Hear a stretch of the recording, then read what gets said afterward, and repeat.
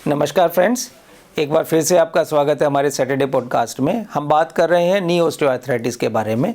तो आज हम इस मॉडल के जरिए, जो कि नी का मॉडल है, ये समझने की कोशिश करेंगे कि नी ऑस्टियोआर्थराइटिस होती क्या है और ये जो जोड़ों का स्पेस कम हो जाता है, कहते हैं जी घिस गए, उनमें जगह कम हो गई, उसका क्या मतलब है। तो इस मॉडल के हिसाब से समझें। हमारे लोअर लिम्ब में दो मेन बोन होती हैं। ये फीमर होती है जो कि हमारी थाई में होती है, और नीचे मेन बोन होती है टिबिया होती है जो कि नीचे पाँव में होती है, और आगे की तरफ ये वाली बोन होती है जो कि जॉइंट को कवर करती है। इसको पेटला बोलते हैं या नी कैप बोलते हैं। तो ये जॉइंट हमारा तीन मेन बोन से बना है।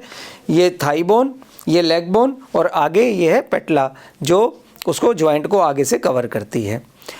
अब इसमें जो हम स्पेस की बात करते हैं, आप ये देखेंगे कि एक कार्टिलेज है थाई बोन और लेग बोन के बीच में, जिसको फीमर और टिबिया बोलते हैं।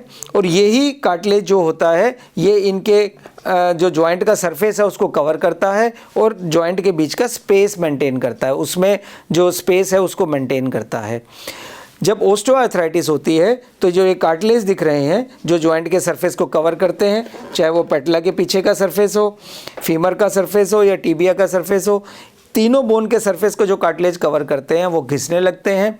और जो ये नीचे की बोन है ये एक दूसरे से, जब ये जॉइंट मूव करता है तो आपस में रगड़ खाने लगती हैं बोन, और जब रगड़ खाती हैं तो जॉइंट में सोजन आती है, इन्फ्लेमेशन आती है और जॉइंट पेन करते हैं।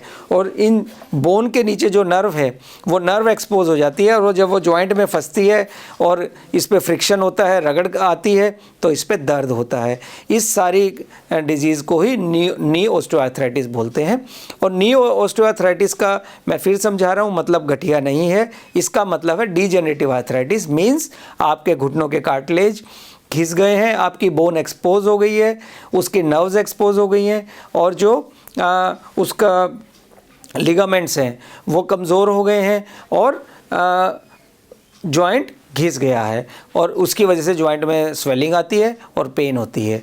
तो इसको नी ऑस्टियोआर्थराइटिस बोलते हैं। Thank you.